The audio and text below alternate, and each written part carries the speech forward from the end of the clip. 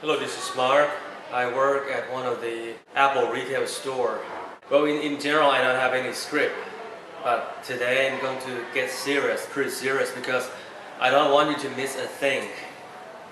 Let's say today you walk into a Mac store and you want to compare between the Macbook Pro with Retina display and the Macbook Air. You ask the salesperson. If you really want to know which one that you should buy, I'm going to explain clearly and you make your final decision. First of all, the new MacBook Air, 2013, this one is way better than the MacBook Pro 2012. I know many sources say the same thing. They say things like, well, they're uncomparable. I understand that. You are a tech guru, you know about things, but let's say you don't know anything. Let's say someone who doesn't know anything about technology walk into a Mac store, and probably the guy really need a computer, okay, for his or her work today.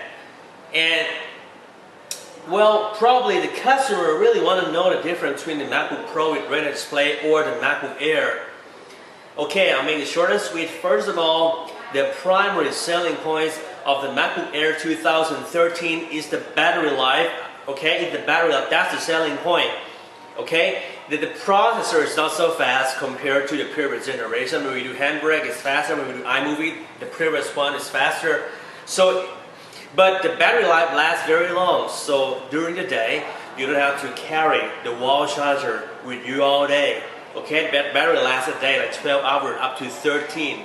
If you know some like technique, like just dim the screen just a little bit or some, turn off Bluetooth, whatever. You know about that. And I said earlier, the new MacBook Air, okay, the battery lasts longer than the Retina display one. Okay, the MacBook Pro Retina display battery lasts up to 7 hours on a single shot, but in general you will get less than that, much less.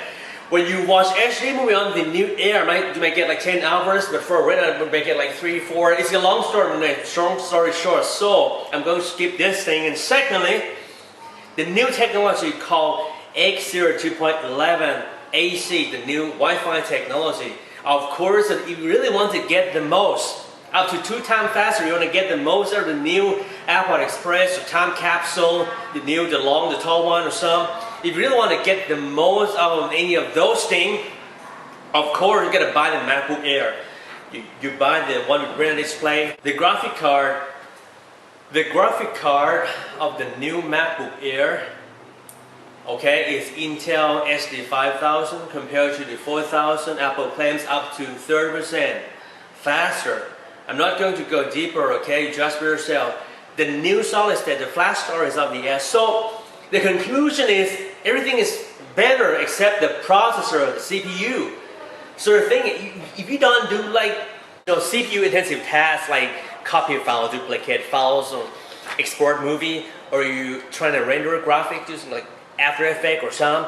So for CPU intensive tasks, the MacBook Pro with Retina display is fast. But for just regular basic computing tasks in everyday life, the new flash storage of the new Air 2013 is faster, much faster compared to the MacBook Pro with Retina display.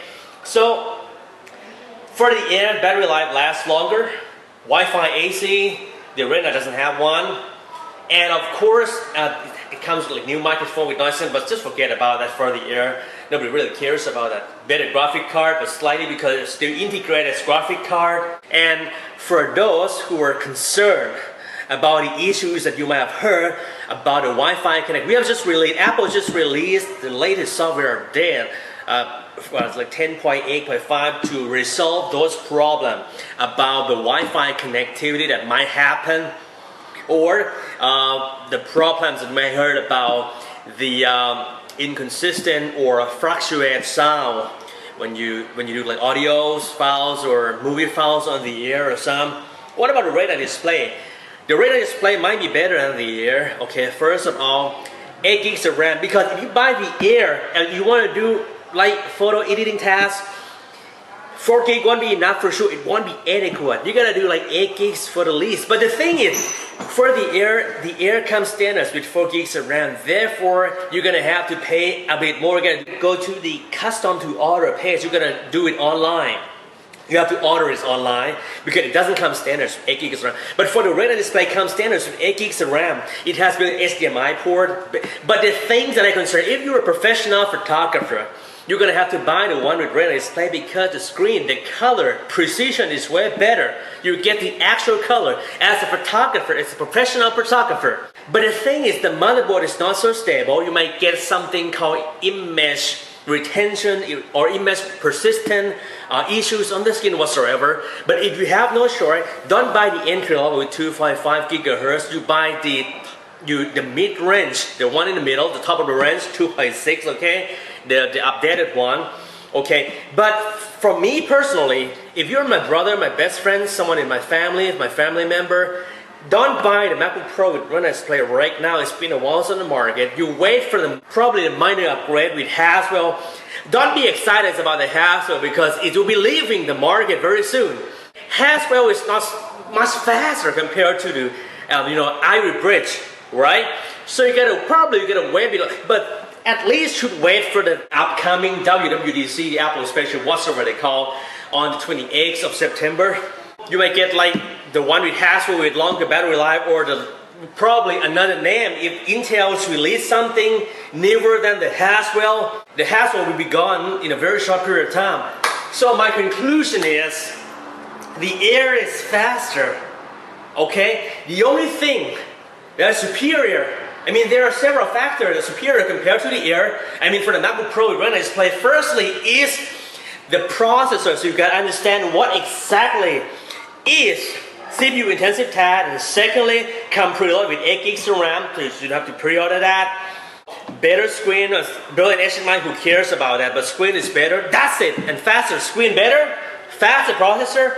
Apart from this two, the Air is more superior, but don't even think, if you're a professional photographer, you do things for a living, not a hobby. The MacBook Pro with Retina display is very better because the refresh structure of the Air is merely the refresh structures of an iPad motherboard. It's like a tablet with a tangible keyboard attached to it. But for the MacBook Pro with Retina display, it's a full-fledged PC, it's a full-fledged notebook. So if you don't understand what I said, you can review this video again, you will watch this video again, but it's from my heart, okay? So you buy the Air, you can't wait for the Air, you gotta understand the Air, you can't use the Air as your desktop replacement, it cannot be your primary computer. So the thing is, you go for the Air right now, or don't buy it, to wait for the next generation of the MacBook Pro Retina display if you really want to get the MacBook Pro. If you can't really wait, you go for the 2.6 13. So that's it, thanks for watching.